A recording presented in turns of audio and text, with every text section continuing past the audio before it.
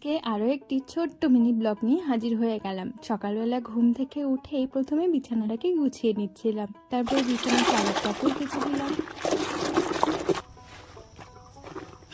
মায়ের শাড়িটাও সাথে ভিজিয়ে দিলাম। এইদিকে আমার মানি প্ল্যান্টগুলোকে একটুখানি জল দিয়ে তরতাজা করে দিলাম, যে ভীষণ গরম পড়েছে। সকালবেলা এইদিকে আমাদের বাড়ির সামনে বাজার বসে গেছে আর আমি টুকটাক ঘরগুলোকে পরিষ্কার করে নিলাম। এইদিকে ঘর মোছাও হয়ে গেছে।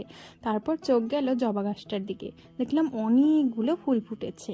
এবার লেবু গাছটার দিকে তাকিয়ে দেখি, বাহ কতগুলো লেবু! আর বাড়ির গাছের এরকম টাটকা লেবু তুলে খেতে কিন্তু ভীষণ ভালো লাগে। জামা কাপড়গুলো ভেজা হয়ে গেছে অনেক সময়, এবার কেচে ধুয়ে মেলে দিলাম। ছাদে কিন্তু প্রচুর হাওয়া ছিল আর সকাল থেকেই তো খুবই রোদ।